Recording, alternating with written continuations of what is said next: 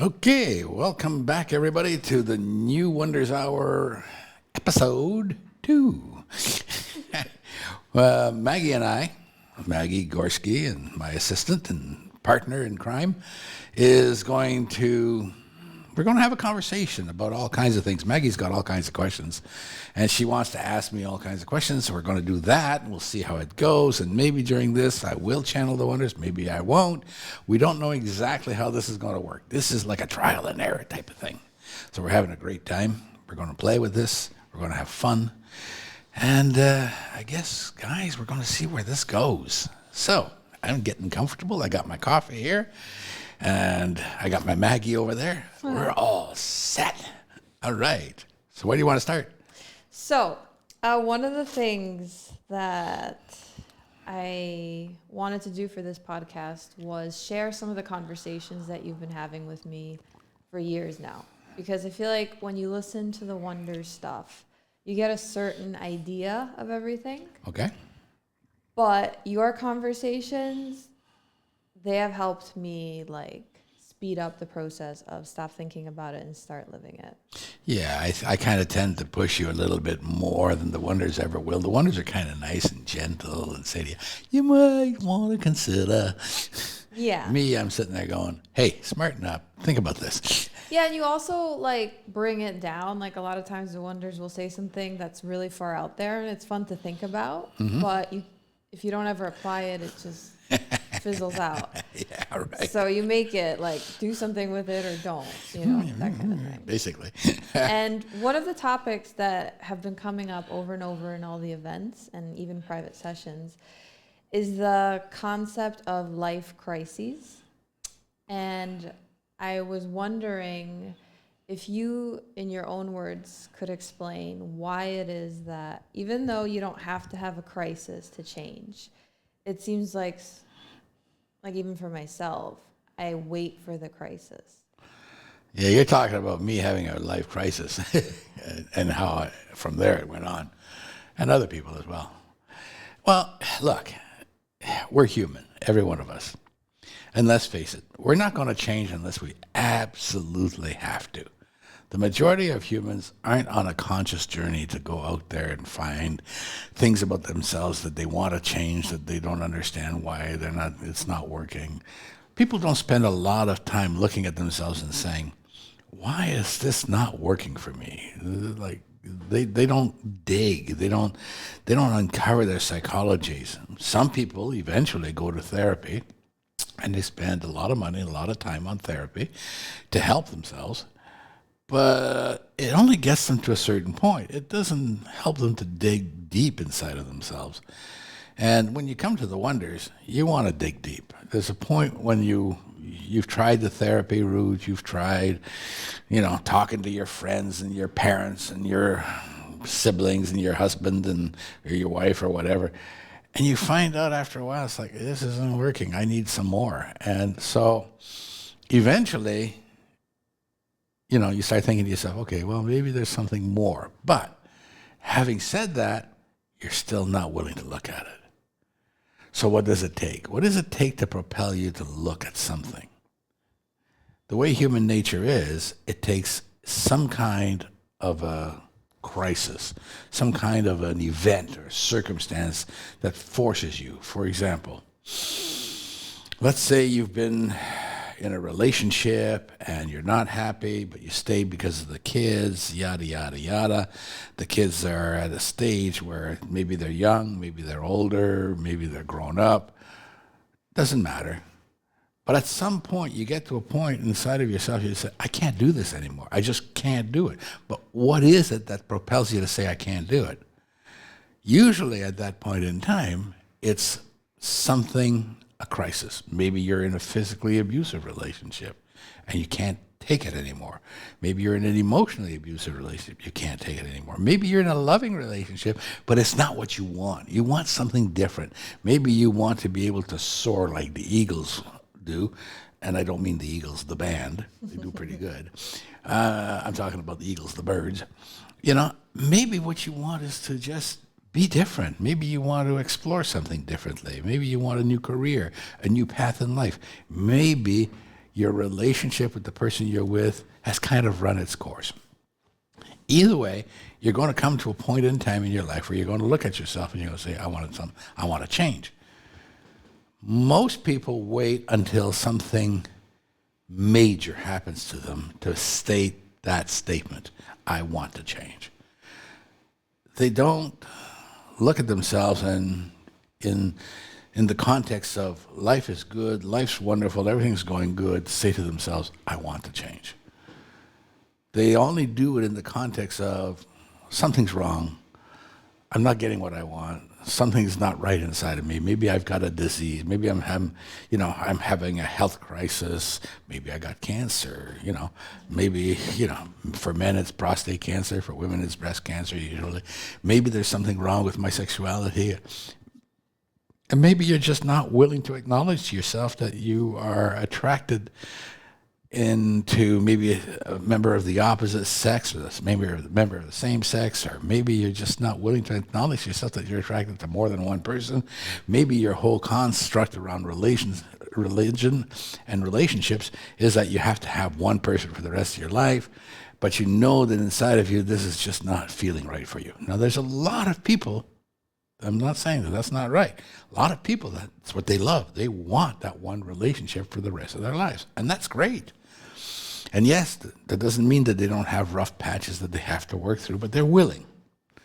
But there's some people where you get to the point where you look at yourself and you go, I can't do this. There's something inside of me that's yearning for more, and I just don't know what that is.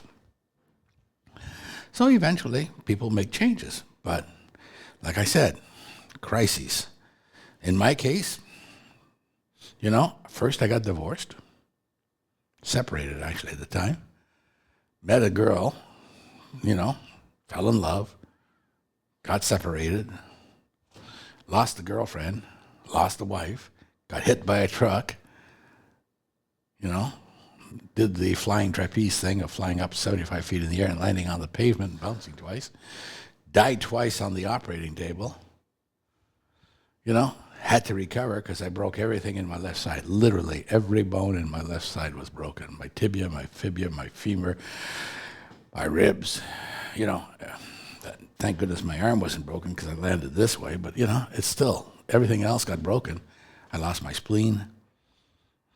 A month in the hospital, doctors said I'd never walk again, and I told them to watch me, I would. But, like, a crisis. And you think to yourself, well, shit, you've gone through all of this. 6 months of recovery, of walking on crutches, of literally not being able to even wipe my ass at one point, okay? Showering? You don't know what it's like to try to shower with a cast on your leg, okay, and you can't get it wet, and it's like things that I took for granted before the accident became so hard after the accident, and I became so grateful that I was able to do these things, but eventually I lost that gratefulness and it just became normal again. You don't realize all these things, but it's like when you start reflecting on all of this, you go, okay, well, shit, it's time for me to change my life. But I didn't. I just made the statement. I just said those words. Of course it was time. Good, it was long. God, it was long, way past time. But oh no, not me. I'm a stubborn man. I wasn't going to change no matter what. I was just going to say it. And then I ended up in another relationship, a doomed relationship, a failed relationship with someone who was very abusive, physically and emotionally and mentally abusive. And then I ended up with a nervous breakdown. And I was abandoned by that person. And I was like, okay, well, I guess I better get off should I get off? It took me months to recover from my nervous breakdown. So my mind was lost. My body was messed up. What else was there, right? So then it was just the emotions. So I went on from there, and the rest is history. I met, somebody else, and then I divorced her, and then I met my, Maggie, and anyhow, it's just been a journey of one crisis after another. But eventually you come to the point of realizing you can start seeing the crisis coming at you. If you start being aware of what you're doing and what you're not doing, and you start questioning yourself, you're going to start looking into the little bit past your nose, and you're going to look out there, you're going to say, oh, shit, that truck's coming right for me, isn't it? You know, maybe I should get out of the way. Things like that. I'm saying truck in the sense of it could be anything. It's an event, a circumstance, whatever. And this, you're sitting there saying to yourself, oh, maybe I should just change this. So you start to change, but you don't change enough, and it's still coming at you, and it's still coming at you. And eventually you come to realize that if you really want to do this, you got to shit or get off the pot, like I say. You really got to pull up your big girl panties and big boy pants. I guess boys don't wear panties. Maybe they do. You never know. That would be interesting. We should have a conversation about boys wearing panties at some point. Anyhow, you get to the point you start to realize, yeah, I got to do something different. And it is change. It is difficult because it's scary to change. It's scary to be afraid, you know? And you're afraid. When change comes, you are literally afraid. You are looking at yourself and going, ah, you know, like, you know, Home Alone, ah, you know, the kid. So you sit there and you look at yourself and you go, wow, I can't do this. I can't do it. Yes, I can. I can't do it. Yes, I can. No, I can't do it. I can't do it. Yes, you can. Yes, you can. No, I can't. Yes, I can. And eventually the yes, you can has to win out. Because if you don't, guess what? The universe is going to give you another little opportunity to get scared. And I mean really scared. So the more you avoid, the more afraid you become. The more afraid you become, the less you're going to want to avoid. And that's human nature, unfortunately. So, boys and girls, ladies and gents, my honest opinion to you is don't avoid what you know you can change today. Yes, there's a lot of stuff that you see yourself going, I can change this, I can change that. Don't avoid it. Just look at it. Dig into it. Find out why you're afraid of it, and then make a change about it. And it doesn't take long. It doesn't take a lot of effort when you can see it and you make it the change. It's right there. You do it. But if you put it off and put it off, it gets harder and harder. Everybody knows the longer you put it off, the harder it gets. It kind of feels sometimes like if you don't get the easy hint from life, it comes back stronger. Oh, yeah. And then if you don't get the stronger hint, it comes back even stronger. And then if you don't get that one, you're not going to like the next one, you know? I know, isn't that great? It feels that way some days. Oh, I tell you, I look for those things now. There was a time when I avoided them. Like I said, I mean, I got hit by a truck before, and then I had a nervous breakdown. I just couldn't make up my mind, okay? But I had to change. And even then, even after that, I changed, but I only changed a little bit, and I had to change some more. And I've been on a journey of change for all those years, for the last 35 years, 40 years. Okay, I've actually consciously looking at myself and going, what am I doing? Now, I'm not smart enough to look at myself every day and say, what have I done? What am I doing? Where am I going? Well, nah, I don't do that. But I am smart enough to look at myself and go, what the hell am I afraid of today? Because I guarantee you, if you look at yourself, time you get up in the morning to the time you go to bed at night, something's going to hit you, and you're not going to be paying attention, and you're going to go, nah, I'm too scared. No, I can't do it. You're going to use the words, I can't do this. I can't think about this right now. I can't do this. I don't want to. I don't have time. I don't have time. Mm-hmm. Yeah, that's a good one. That's a good one. That's a real good one. I don't have time. You know what? If you don't take the time in that minute, which is going to take you about a minute and a half to change it, you're going to take a lot more time to get back to it and change that. So yeah, I don't have time. I can't do it. There's all the excuses, like I'm too young. No, I'm too old. That's another one. I'm too old. Or I'm too young. Or you're too young. You can't do this. You're too young. You don't. You got your whole life ahead of you. Don't make the mistakes I've made. Go out and make your own mistakes. Good for you. Why don't you learn from that person's mistakes in the first place and go, I ain't doing that. Okay, I'm going to try something else. Okay? Yeah, the I'm too old. I love that one. I love that one. I mean, everybody says, God, life's so short. I'm too old. I got too many things to do. Think of all the excuses you come up with. I guarantee you, if you sit down and you take a piece of paper and write down every day, every excuse you've used during the day at something, no matter what it is, no matter how trivial it is. Do you want a cup of coffee? No, I'm not hungry right now. No, I can't have a cup of coffee right now. My stomach's not right. Okay, all right, there's an excuse. Okay, why not just go, no. All of that justification takes time. No goes, huh. So why not just say no? Oh, no, that's too hard. Oh, no, see, excuse. Okay? So now you start to realize all the excuse you're layering one on top of the other to what?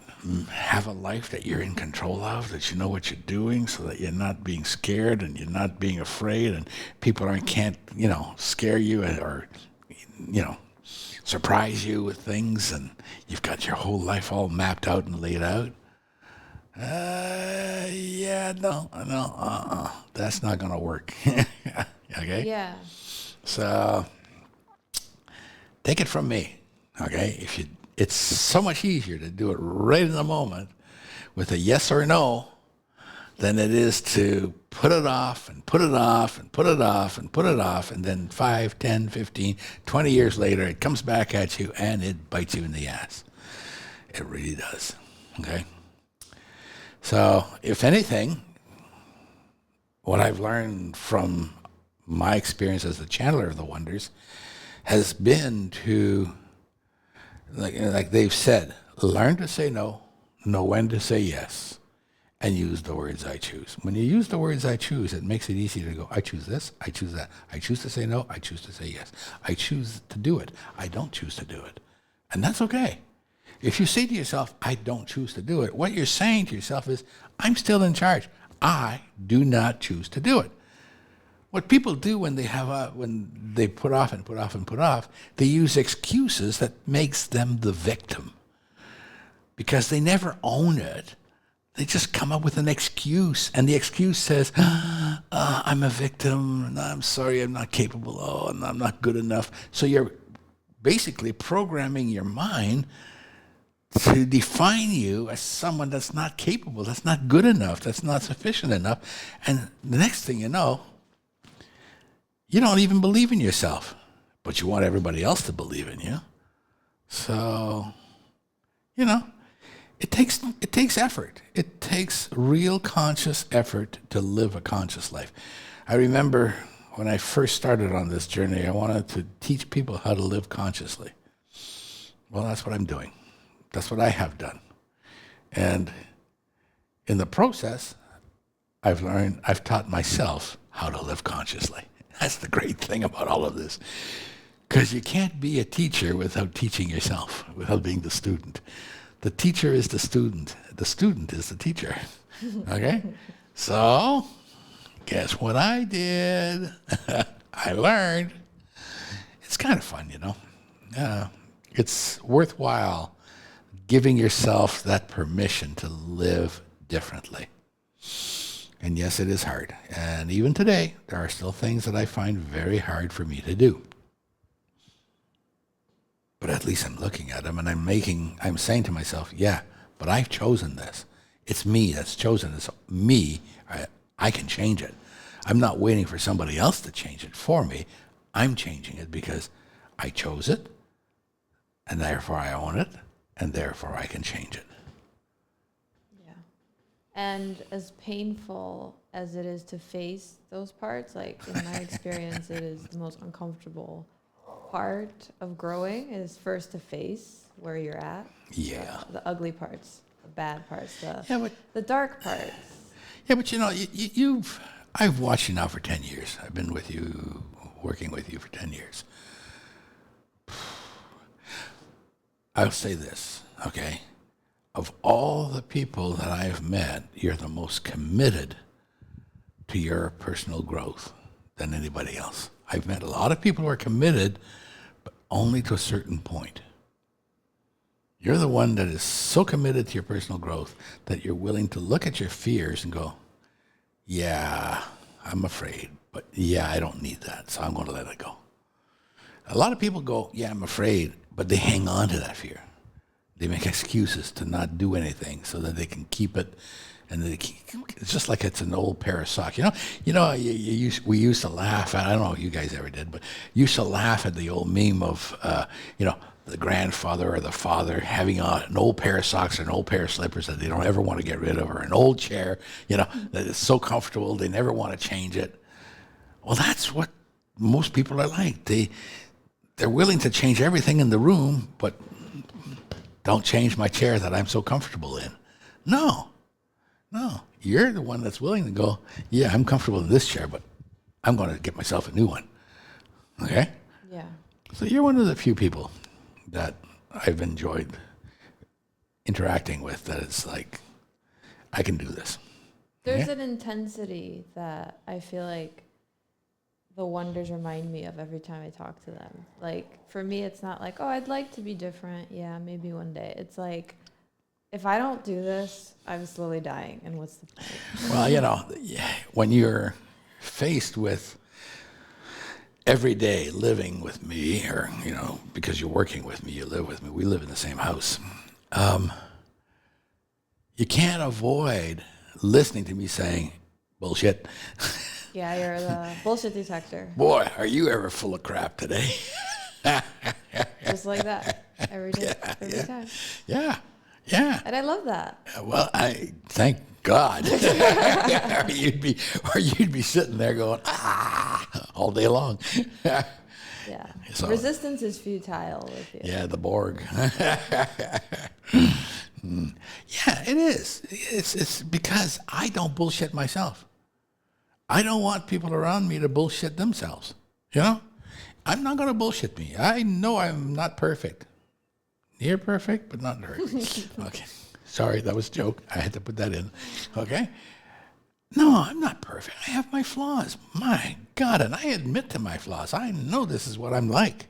Bang. No, full bore, right out there. This is who I am. You ask me, I will tell you, then this is who I am. Okay? So, I don't want people around me to bullshit me, to dance all the time, and to come up with, maybe I'll say it this way so you won't quite understand what I'm saying. Maybe I'll say it this way so you won't quite know who I am. Maybe I can hide myself a little bit this way. What if I put a little fern in front of me? Can you see me? Huh? Hate to tell you this, guys, but there's people like me around that can see right through everything. So, Maggie,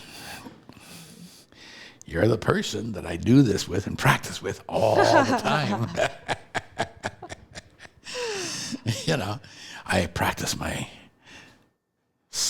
inner sight, see inside of you. Yeah, it's like the ICU. ICU. From Meet the Fockers. Yeah.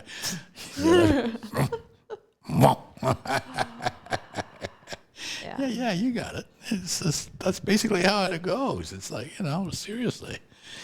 Because if you don't have that in your life,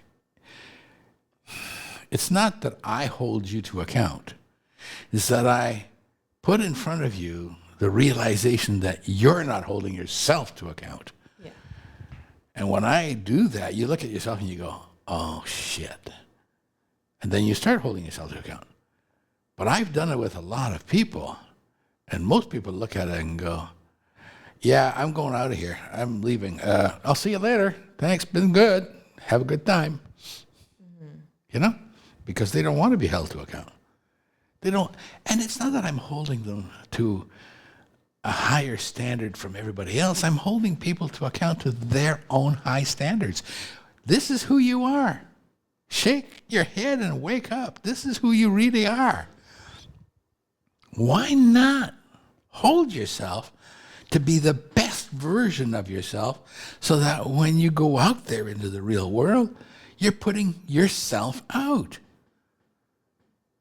Does it mean you're going to have the success and become a millionaire? No. You notice I just went, I missed that. You know? No, it doesn't mean that. Does it mean you're going to get everything you want? Heck no. But it does mean that everything you do, you're going to do so well that it'll be the best you can do in that moment. Because every moment after that moment, you will learn another version of you that's going to be better. I was a kid growing up. I grew up in a very, very strict, dogmatic family. My father was extremely strict and very abusive in his own way. But the one thing I learned from him more than anything else, and this is a father, by the way, who, big dreamer, little doer, okay? Huge ass dreams, but didn't have what it takes to just do something with it. He could have spent his whole day dreaming and he'd have been a happy puppy, okay? So maybe I learned that. So that's why I channeled, because I learned it from him. And I thought, why not? But anyhow, he was this person, but he demanded of me that I put out my best version. And I tell you, I was a lazy Libran who spent my whole life going, no, I am not putting out my best version. I want to fit in with everybody else. I don't want to be better than everybody else. I don't want to be different than everybody else. I want to be just like them, because then I feel better about myself. Which probably explains why a lot of people are going on about Donald Trump these days. But anyhow, that's another side. That's for another podcast. The point is that he did that over and over and insisted that whatever I did, it had to be the best that I could do. Sometimes he insisted that it had to be better than what I could do, than what I knew I could do. And that was hard. That was really rough. But in doing so, he also demanded that I go past my fears and actually find the excellence inside of me. And I didn't realize this until much, much later when I started channeling the wonders, because I didn't realize that all of that stuff that my father did was still stuck in there, and that in all of the time that I lived, I was doing the best that I could do under the circumstances that I allowed myself in. And for the longest time, I didn't want to change because I was saying, well, it was this person's fault or that person's fault, or, but it wasn't. It was me not wanting to be different from everybody else. And when I understood that what I had, the problem I had, was that I didn't want to be different from everybody else, I started owning that I'm not different. I just choose to put out my best version, whatever that is. And I would call on everybody, anybody listening to this podcast, look at yourself. Find the best version you have of yourself. Find it. Look at yourself and see, this is the best version that I am today. Tomorrow, I will have learned a little bit more of myself, and I will put the best version of myself out tomorrow. But for today, this is my best version. So whatever you do every minute of every day, do the best you can. And when you feel tired and you feel scared and you feel overwhelmed, don't hesitate to say, I'm tired, scared, and overwhelmed. But then reach inside of you and pull out from your heart chakra, pull out from your heart, pull out from your asshole if you have to, pull out whatever it takes for you to put the best version of yourself out. Make a choice. Make a difference to yourself. It's not about make a difference to everybody else. Make a difference to the world. It's not about being anything different from the rest of the world. It's about being different for yourself, so that when you go to sleep at night, you can say to yourself, I did the best I could today, and tomorrow is another day. When you wake up the next day, start over again. And I guarantee you guys, if you do this, you will start to question your reality. You will start to look at yourself and saying, what is the best version of myself? And is that following somebody else? Or is that leading myself to what I want? And I've always believed that, a leader is not trained by others. A leader is born. A leader is willing to look at themselves and say, I can do better with myself. Not in order to be better for others, but to be better for themselves. Do that, and I guarantee you, you'll live a better life. How's that? That's perfect. All right, so it looks like our time's up. I really enjoyed this conversation, even though I did all the talking. Thank you very much, Maggie. She sets me up and I get to talk. She just winds me up like a toy, Okay, Réné, off you go. Quack, quack, quack, quack, quack, quack. Anyhow, guys, if you walk away from this episode with anything that you've learned, walk away from this.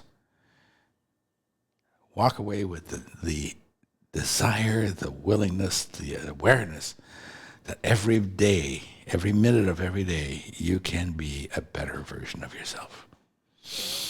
And make those choices. That's it.